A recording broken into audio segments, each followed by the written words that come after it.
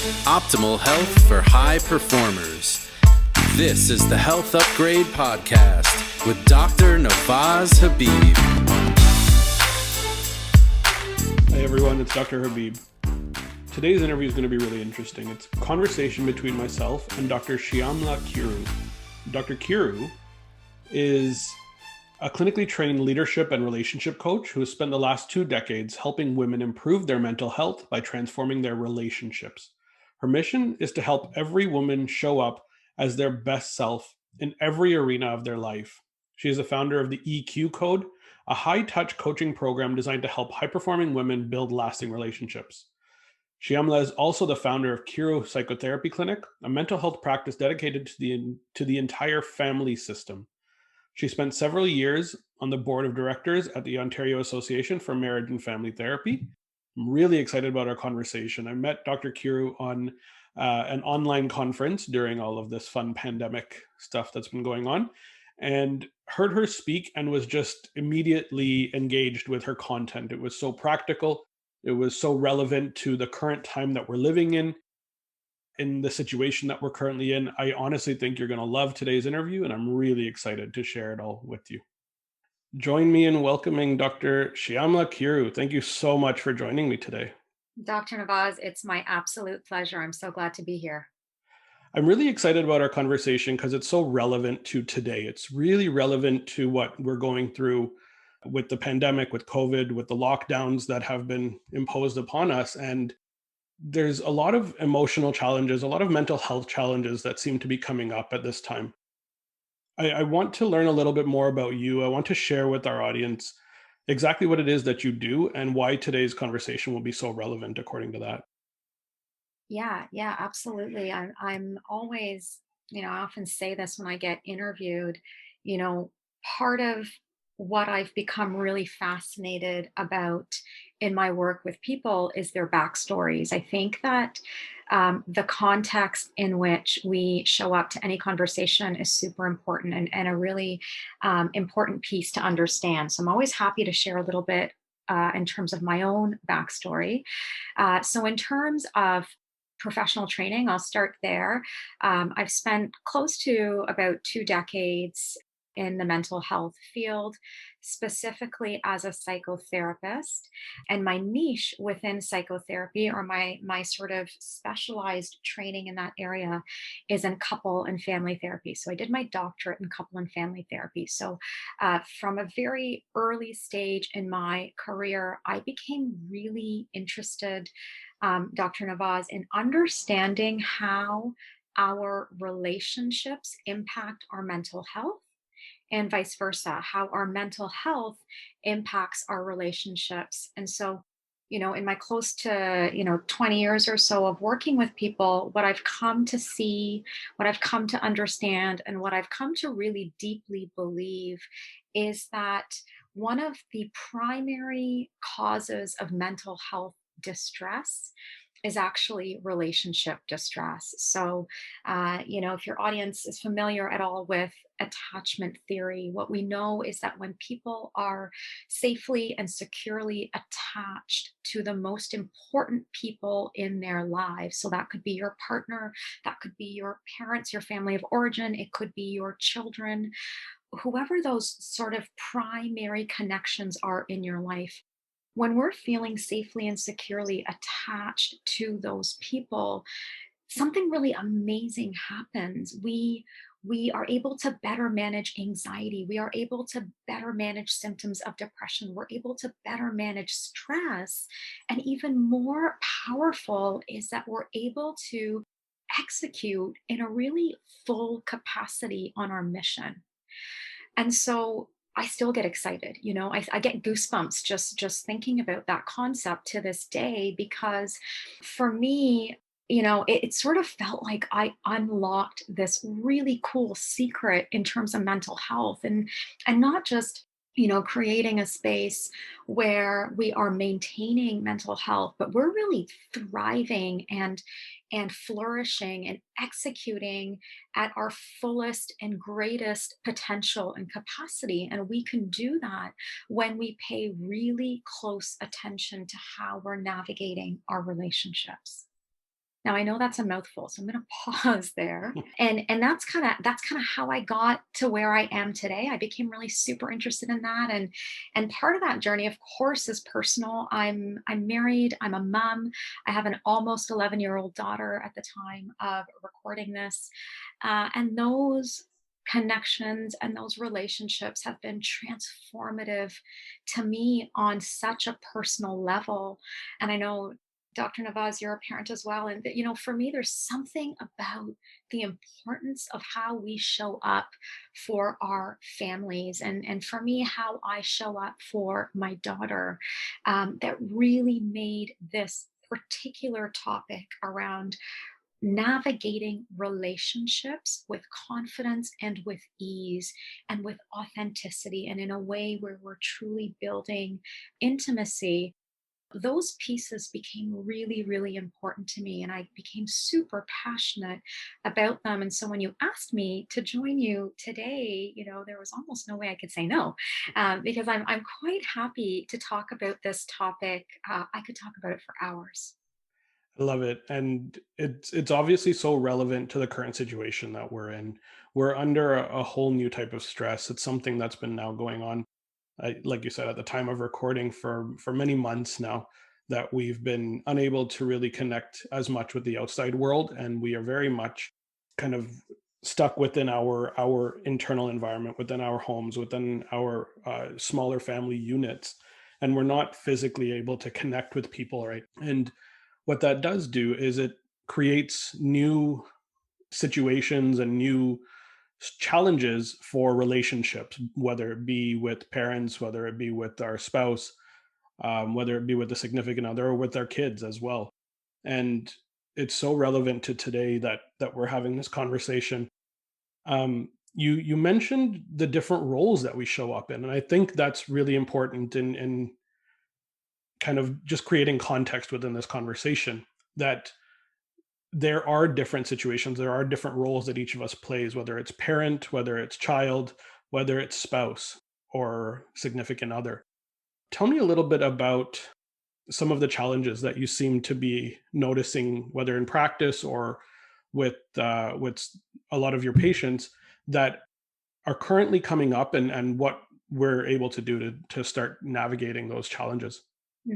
Yeah, it's a great question. So I always like to provide a little bit of background and context before I answer these really important questions. So here's the thing: is that the way we show up in our lives, the way we show up in our relationships, the way we sort of move through the day to day and the moment to moment is determined by the way we think about ourselves, the way we think about our relationships, and the way that we think about the world around us. So, what I'm essentially talking about is our perspective, our cognitive structure, our thinking patterns, our core beliefs. These are all the elements essentially that determine how you show up. And I think one of the biggest mistakes that we make is that we try to implement behavioral strategies to improve our relationships without spending enough time identifying and executing some cognitive strategies. Does that make sense so far, Dr. Navaz? Yeah, absolutely. I think it's an important place to go. So let's dig into that. Let's go there. So I think the place where I would encourage every single person listening today to start, the place where you want to start. I know it's so tempting to say, I need to change this in my relationship with my partner. I need to change this in terms of how I'm leading my team. I need to change this aspect of my parenting.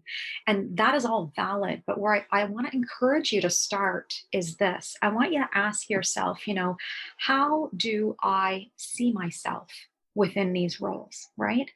And when I ask you that question about how do you see yourself, what I'm getting at is, where is your self-worth at? Where is your self-esteem at? What's your level of confidence and competence do you bring to these relationships?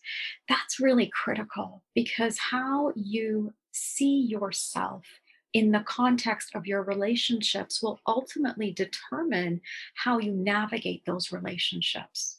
So let me use a really practical example. If you move through your day and if you move through your interactions with the most important people in your life, telling yourself that, I'm a terrible mom, or I can't get it right as a partner, or I have no idea how to lead this team. If that's the internal dialogue or the internal narrative that you bring to those relationships, I want you to know and understand that the people around you will pick up on that, especially those people that you're in really close relationship with. They are going to pick up on your internal dialogue more than they will pick up on the words that you are saying or using.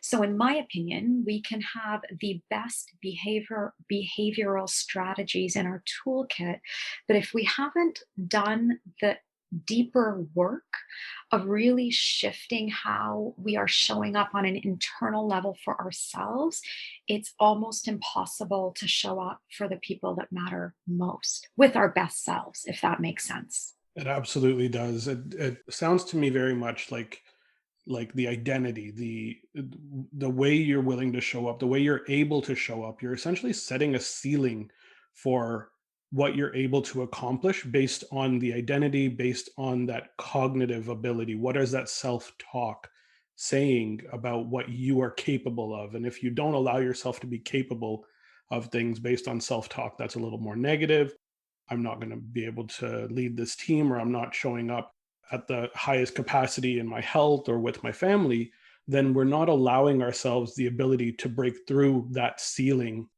regardless of whatever behavioral change strategies we're bringing into it. Correct, correct. And what happens is when we start from that place, we end up then focusing on external stressors and we end up focusing on other people's behaviors, Mhm. and you might see this as well in your own practice, Dr. Navaz.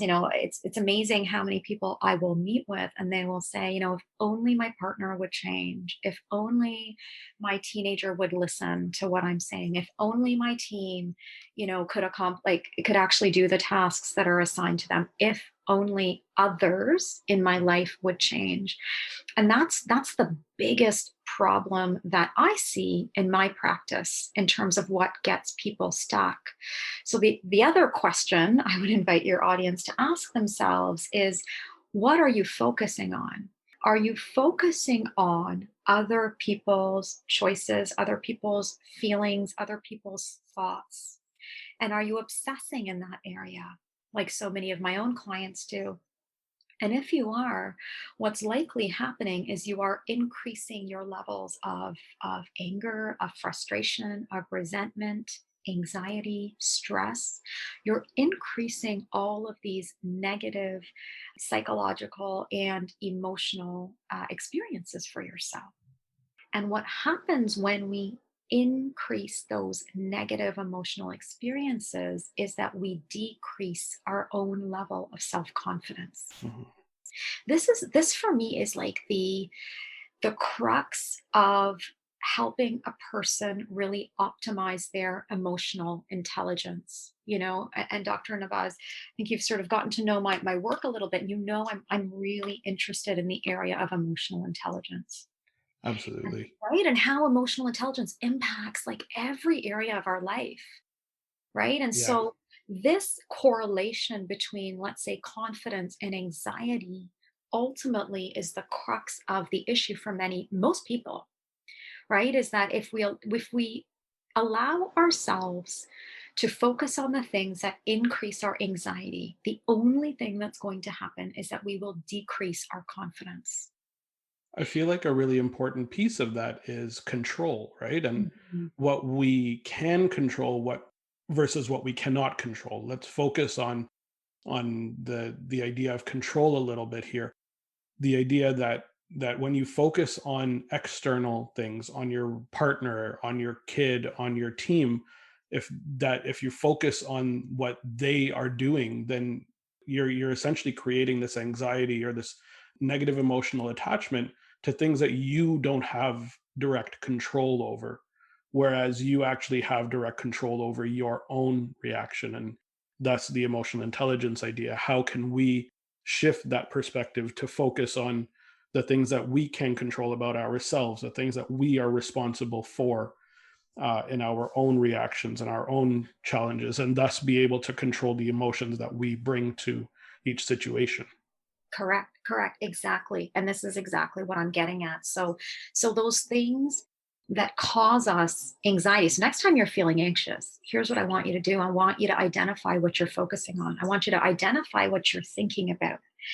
And I would wager that 9 times out of 10, that thing that you're thinking about or that thing that you're focusing on is probably somebody else's thoughts, feelings, or actions. It's something that you can't control. So if you're feeling anxious, it's a really good indication that you're probably focusing on, thinking about, ruminating on something you can't control.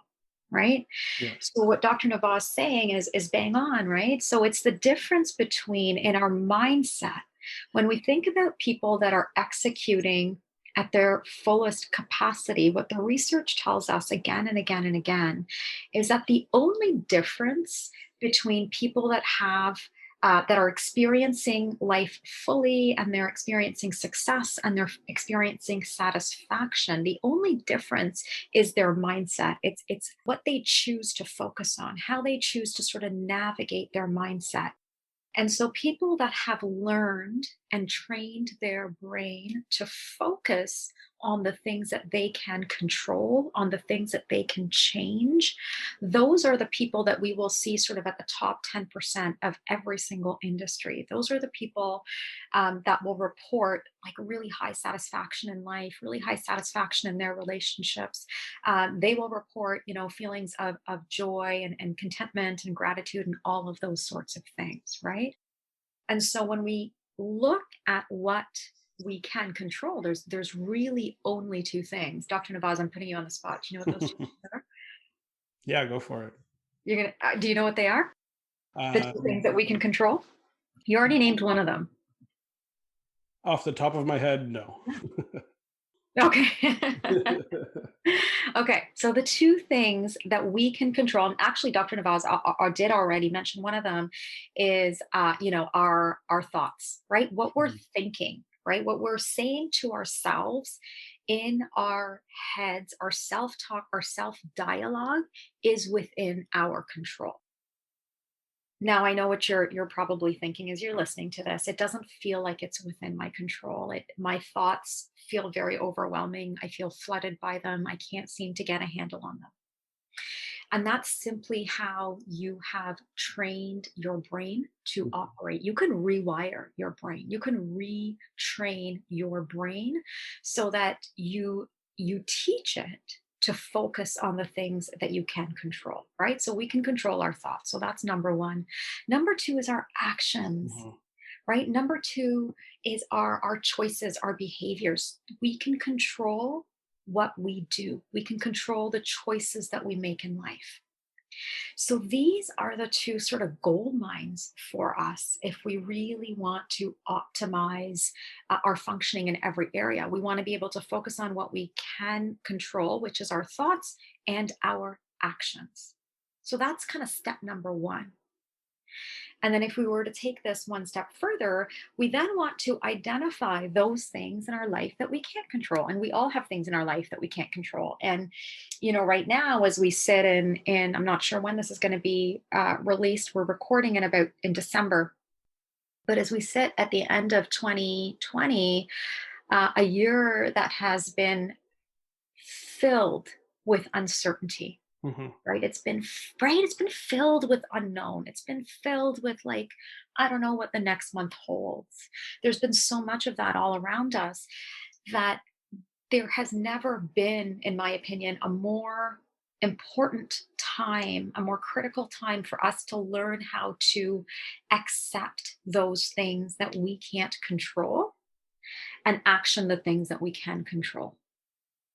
Yeah, that it makes so much sense. This is the year of the unknowns 100%, and all of the challenges, all of the things that we're experiencing are happening externally from us, right? A lot of those challenges, a lot of the government regulations, the challenges that we have in something as simple as going to get groceries or picking up our kid from school, that there are challenges, there are new situations that are going on, and understanding that a lot of those things we can't control. If we act as though we can control those, then we are creating a level of anxiety because there really truly isn't a level of control from us, that we're not able to actually impose that need or that control over external situations. That's exactly it. And the anxiety, see, our brains are fascinating, right? Like our brains are so powerful. The anxiety is created because your brain know what you can't control. Your brain is very, very well informed about what you can't control, right? So think about this. In the background, your brain is like, all right, Dr. Navaz, like these are the things you can't control. But if you've trained your brain to keep focusing on all those things you can't control, all you're doing is creating a stressful environment inside of your mind. Yeah, 100%. And It's like you keep looking at this thing that you can't change or control, and your brain is like, Dr. Navaz, what are you doing? Like we can't do anything about that. Let's focus on something that we can change, or we can action, or we can control. Let's go do that. But if every time, you kind of, you're saying to yourself, but no, I'm just going to keep worrying about all these things I can't control because I'm really worried about them. I'm really nervous about them. I'm super anxious about them. So I'm just gonna keep turning these things over in my head.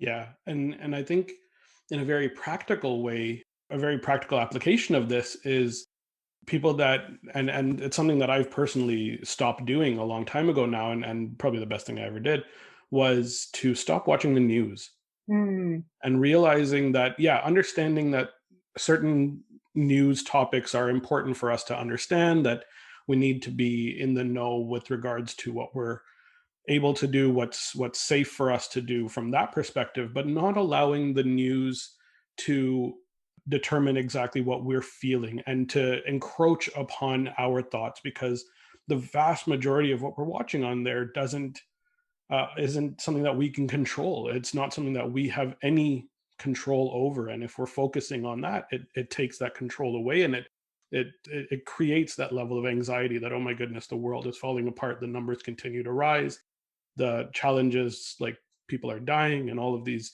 challenges. But really what we have control over is how we show up on a daily basis. that's it. That's exactly it. And I do really like that as a practical application, right? Is, what you're exposing your mind to ultimately is going to either feed your anxious thoughts, or it's going to feed those thoughts that leave you feeling more calm and confident, right? Yeah, Yeah, you know, practically speaking, yes, we need to understand kind of what changes are happening, and the impact on us. But I agree with you, Dr. Navaz. I mean, like 90% of what's on the news, it's information that continues to be recycled over and over and over again, and we're hearing the same thing and we're being bombarded with it. And it's really not necessary, right, for us to stay current and stay on top of what's actually relevant. So the amount of news that many people are consuming right now, it's probably just overkill. And that is a really practical way to begin to manage some of that stress that you might be carrying from a mindset perspective. I love that. It's really important there. So let's say, for example, somebody's in a situation where they've watched the news, or they've gotten into a situation where they start to experience this anxiety. They start to experience this physical challenge, this 90 seconds of emotional lack of control. And this is something that Dr. Joan Rosenberg talks a lot about, that 90 seconds of that physical reaction, the sweating, the eyes dilating, getting into that anxiety state. What are some strategies that people can use in that moment when they start to notice that there's a little bit of overwhelm, they're not really in control of that situation? What are the practical things that people can do in a situation like that? Yeah, it's such a good question. I'm going to give you the quick behavioral strategies, and then Mhm. if we've got time, I'd love to share with your audience kind of like the ultimate mindset hack that I use with my clients. I love that. Okay. So the quick behavioral strategies, what we know is that when we are in that stressful state that Dr. Navaz just described, we need to begin to slow down our physiology, right? And we can do that by physically changing our environment, right? So if we find ourselves in that sort of panicked kind of state, our heart rate starts to elevate, our, your face might become flushed, might start to sweat, you might start to shake, whatever it is. We all have sort of different physiological symptoms of stress. What we can do is change our physical environment. And one of my favorite things to do is actually going outside and getting some fresh air, right? I And love so that. just the simple act of being in a new environment and being outside will can begin to help us to snap out of some of that immediate response or that reactiveness that's happening physiologically for us. That's so strongly linked to the idea of activating the vagus nerve. So very similar to what I talk about in my book, where we get into this negative fight, flight, sympathetic response that we tend to physiologically show up in during that time of overwhelm or anxiety. We need to have some practical strategies to be able to pull back into that parasympathetic rest, digest area where we can actually start to think clearly. And I'm very big proponent of that same idea of being able to get out and go outdoors and get out of the physical environment that you're in and just get some fresh air. That's it. That's it, right? And because when you go outside, either, the sun's going to shine down on you or the wind's going to blow on you, it's going to feel different Mhm. than probably the current environment you were in. And that sometimes is enough to get this process started. The next thing is to begin to take control of your mind quickly. And the quickest and easiest and simplest way to do that is to combine two things. One is really deep breathing. So beginning to focus on your breath, noticing your breath, and deepening and lengthening the breaths that you're taking. So that can almost immediately begin to reduce your heart rate and begin to slow down your physiology, right? And in conjunction with that, you want to begin to count backwards from 20. And the reason I say backwards is because it takes just a teeny tiny, a little bit more of an effort mentally to count backwards versus counting forwards. We need to slow down that much more to actually be able to count backwards. And all of this is going to serve as a positive and healthy distraction from the physical symptoms of stress and anxiety. Because if we focus on those symptoms, if we say, oh my God, like my heart's racing and now my palms are sweating and now I'm shaking, and we keep our focus and attention on that, we're only going to increase those symptoms. Yeah, what you focus on grows. It makes so much sense. That's it. And especially with anxiety, Dr. Navas, like anxiety is one of these fascinating things. The more we focus on it, actually, the more it grows. So the treatment and the strategies and the interventions for anxiety in terms of anyway how we work with them in our clinic, they're quite different from how we might work with other sorts of emotions like grief, for example. We might invite people to go deeper with their grief and really explore the grief, because Mhm. that can be a helpful way to process through feelings of loss and grief. But for anxiety, it's almost the opposite, right? We need to sort of physically and behaviorally find ways to self-soothe and self-regulate Mhm. so that we can actually use the cognitive strategies to create that long term, more sustainable change in our mindset. I especially like this counting down from 20 because I love the idea of it taking a little bit more attention, a little bit more focus to go down or to count backwards specifically, but also the idea that you're actually bringing yourself back down to zero. You're actually bringing that emotion back down to a minimum rather than ramping upwards if we're counting upwards at the same time. Sounds really interesting to me. Yeah, and it's really simple, right? But Yeah. the thing I notice with a lot of my clients is that they've got these tools in their toolkit, and then I'll have a session with them and I'll say, okay, well, did you use those strategies? They're like, well, no, I didn't do it. It just seems too simple. And that's the thing is I would really encourage you, as simple as it sounds, please try it. It truly does work. It's something I continue to use in my own life.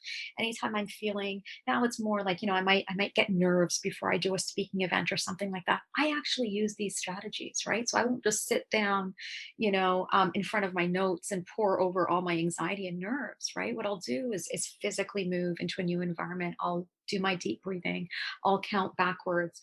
I will repeat to myself the thoughts that I really want to hold and capture, while I'm about to execute on that event, for example. So those are the behavioral strategies. Yeah. Now, what I'd like to do is just share with your audience, a really powerful cognitive strategy that we use in our. I've got a psychotherapy clinic and I've got a coaching clinic, and we use this strategy really in both areas. And what we call it is thought triaging. So it's the idea of triaging your thoughts, just like think about sort of a hospital environment, right? Where the nurse that greets you will triage the needs. She will triage the presenting issues that come into the hospital. So what I want to invite all of you to do is learn how to triage your thoughts rather than just reacting to every thought you have as a crisis or as an emergency or as the truth. We have to learn how to triage our thoughts.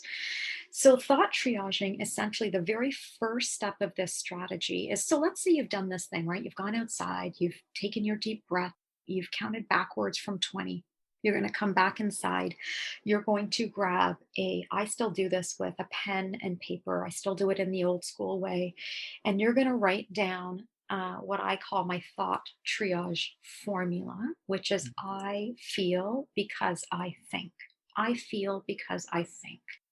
And you're going to complete that thought triage formula. So you're going to write down, I feel anxious because I think I'm not going to get this right. Hmm. Okay. I feel anxious because I think I'm not going to get this right, whatever this is. So that's the thought that's creating the anxiety. That's the thought that's creating the anxiety for you. So you've got to get super clear on what the actual thought is. Then once you've done that, you're going to triage that thought. You're going to now separate that thought into two categories, right? So Yeah. on the left hand side of your page, you're going to write down all the things that you can change and all the things you can control with regards to this particular thought. And then on the right hand side of that same page, you're going to write down all of the things that you cannot change and that you cannot control with regards to this thought. I really like that because it's allowing you to become mindful of the feeling, the emotion itself, which Mhm. obviously is going to drive the idea of emotional intelligence, but it's also very practically going to teach you what you can and cannot control, and realizing that, like we talked about earlier, that things that you can control are your own thoughts and your own actions, where the external stuff are the tools or the challenges that you cannot control. I really love that. Exactly. And once you've done that, then the key, and I want you to remember these two words I'm about to share with you guys.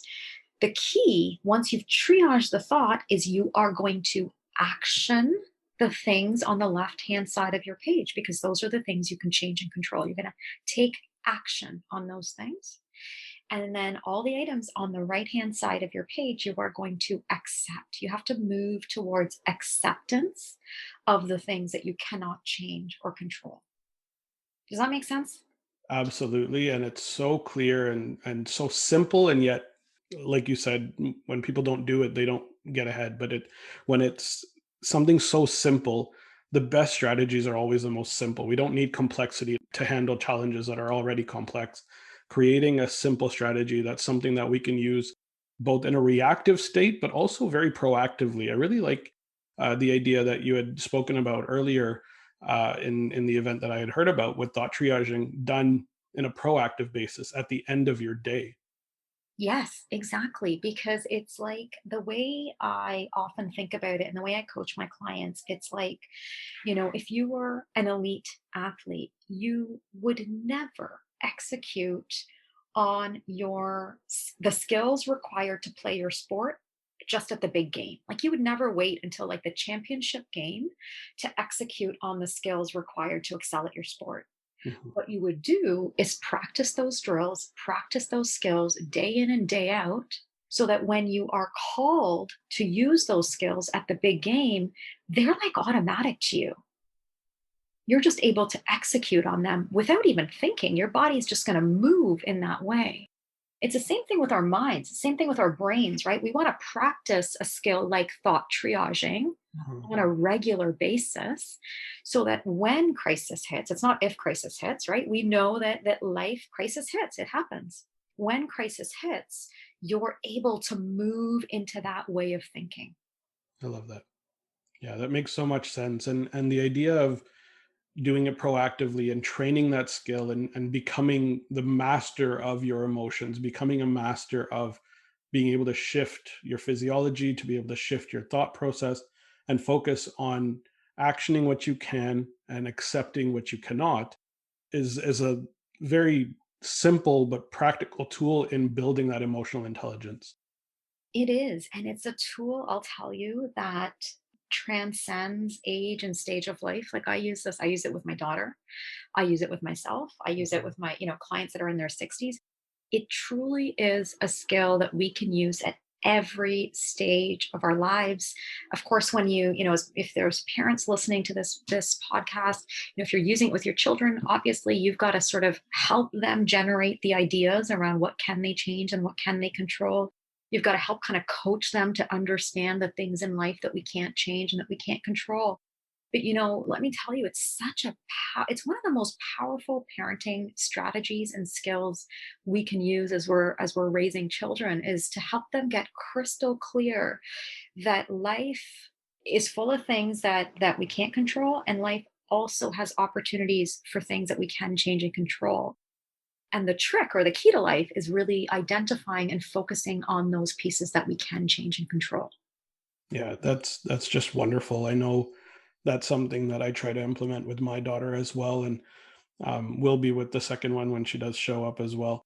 And this is really important to the idea of learning the skill right from early on, so that when you do get to when our kids become parents, or when they become business owners, or when they become entrepreneurs and are out doing their own things, that they have this skill built up already because we've trained it into them. And it's also really good for us as parents to be able to teach them, but as we're teaching them, we're learning it for ourselves as well. There's no really better way to learn something than to teach it. It's something that I've learned myself.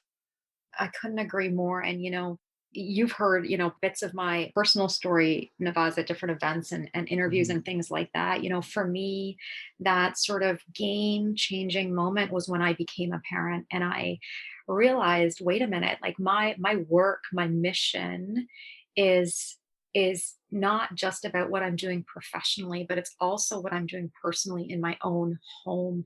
And how am I leading by example? What example am I setting? How am I showing up? Am I actually practicing what I preach? Because in my opinion, the greatest reflection of my success truly will be, it's not to say that I parent perfectly, I don't, but it truly will be, how I was able to show up for my own daughter. Exactly. I love that. And it very much reflects this idea that I was actually coached on by David Nagel on understanding that you're only really responsible for yourself. You're responsible to others, but it's your thoughts, your actions, your things that you can control, the actions that you have and the energy that you give off to your kids, that you are responsible for, but you are responsible to them. And they absolutely are that truest reflection of our abilities as parents, as people, and how we show up. Yeah, I love that distinction. It's such a critical distinction that we are responsible to others, not for others. And that could be a whole other podcast episode on boundaries and sort of understanding the difference between those two concepts. But yeah, it is a very, very powerful concept. Absolutely. I'd like to shift gears a little bit now and talk a little bit more about practical strategies for while we're in lockdown, while we're in these physical distancing measures and not able to really connect with people or be able to be outside of the home as much as we want. The dynamic in the home has not changed, but the time that we're spending in our homes with our significant others, with our kids, with our parents has significantly increased. I want to talk a little bit about the idea of how we navigate that time together and how we make sure that it doesn't create negative emotions, how it doesn't create negative challenges that go on for many, many years. We know that the divorce rates are going up significantly right now. We know that mental health challenges are just blasting off right now into ridiculous numbers, that we have a whole nother pandemic coming after this. Mm. What are some practical strategies? What are some tools we can use from a lockdown perspective to be able to navigate this more effectively? Yeah, fantastic question. So two concepts come to mind immediately as I was listening to your question: intentionality and honesty. So I think, and let me tell you what I mean by that. I think what has really shifted inside our homes is, when we used to, I'm currently working full time from home. I used to, go to my clinic for part of the week, and I did do part of the week from home. And you know, when we had that physical separation, we were better able to balance togetherness and separateness. And what we know about fulfilling, thriving, healthy, optimized relationships is that the most successful and the most fulfilling relationships are predicated on a balance between togetherness and separateness. So, time together versus time separate, interdependence versus independence. Shared values versus things that are my own. It's really important in any couple system to be able to have both of those elements and be able to navigate both of those elements. I talk about that quite a bit on my social platforms because it's something I was never taught growing up, and I've really come to learn the importance of it, and I really love the concept. So, in order for us to now be able to continue to balance togetherness and separateness, because it is still very critical for us to have those two elements in our relationships, we have to do two things. We have to be intentional and we have to be really honest. So, what I mean by these two things is, let me start with the honesty piece, is we have to have honest conversations with our partners, our children, our family of origin, whoever we're sharing a space with. We got to be honest about how we're doing. Are we struggling? Do we need more time to ourselves? How that is actually affecting us. It is no secret, and it should be, no, there should be no shame in the idea that as human beings, we were not meant to be with any one person 24/7, right? And except for when you're a newborn. um, but this idea of needing space and needing separateness, we need to be honest about that, and we need to be honest about what our needs are.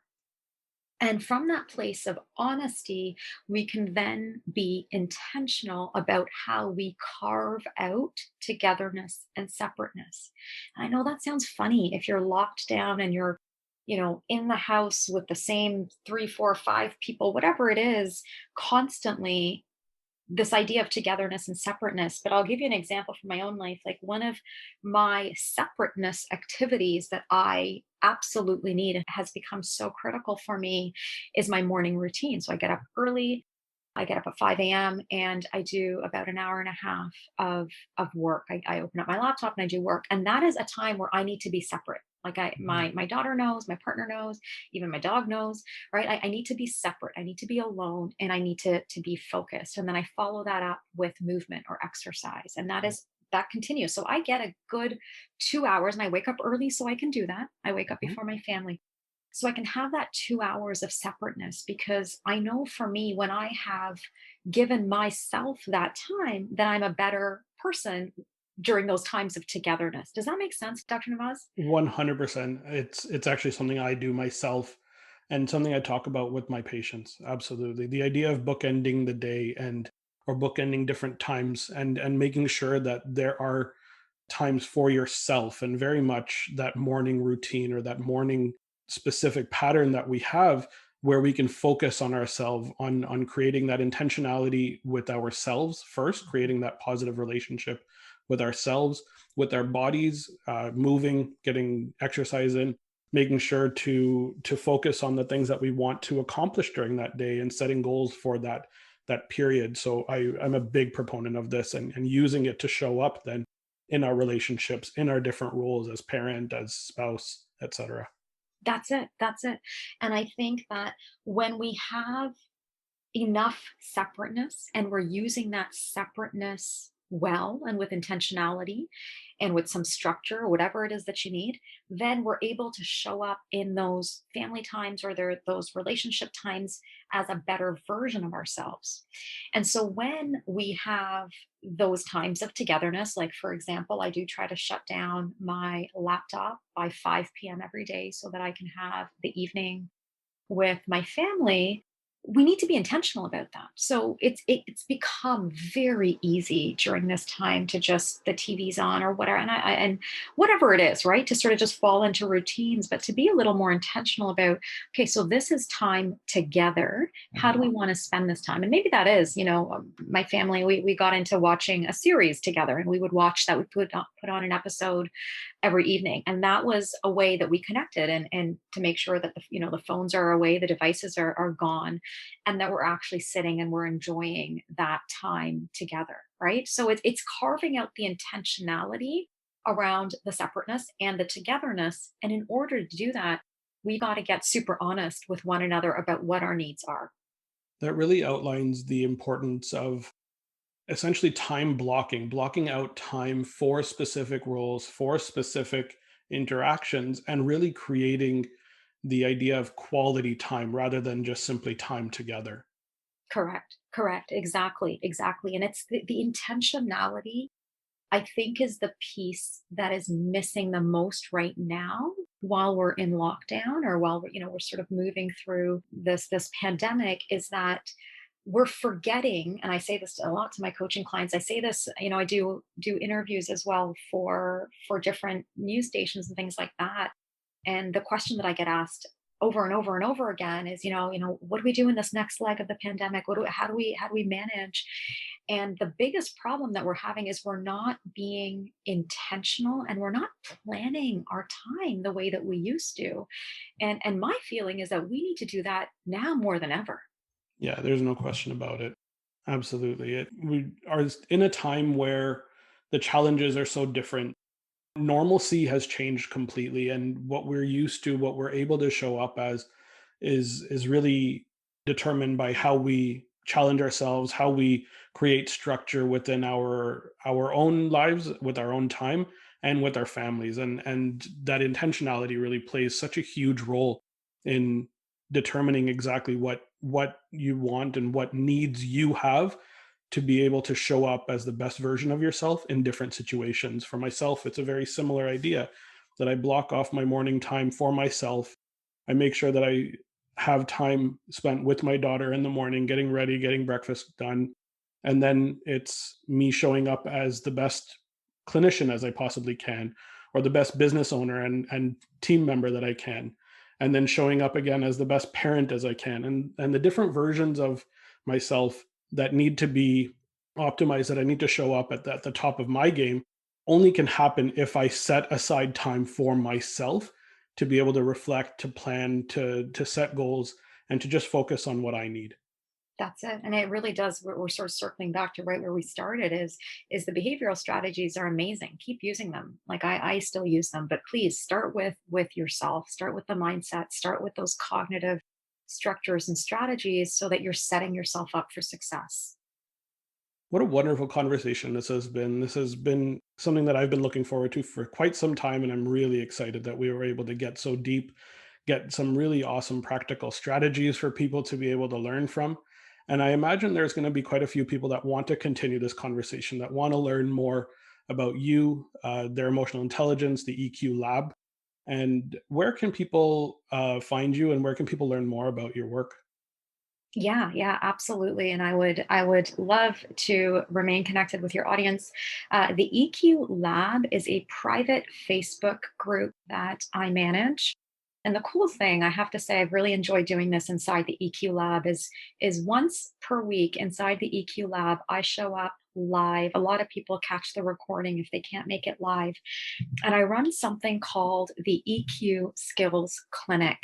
And you got to check it out at least once. The EQ Skills Clinic is an opportunity for my community, my audience to ask me anything. And I get all kinds of questions. How do I set boundaries with my mother-in-law? How do I, I'm feeling jealous in my relationship. What do I do?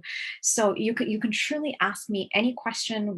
My team will make note of it. And I show up live once per week and I answer those questions. If you show up live, we can kind of have a dialogue around it. If you watch the replay, I make sure to answer those questions as thoroughly as possible. But it's a really great way to stay connected and to continue this conversation around how to use our emotional intelligence to build lasting relationships. And the second place I tend to hang out is on Instagram. I know Dr. Navaz is going to include all the handles and all the links and all of that. But that's another great place that we can stay connected and we can keep this conversation going. And finally, I have a free 10-page download that is available for this audience. It is called The 4 Brain Traps That Will Ruin Your Relationships.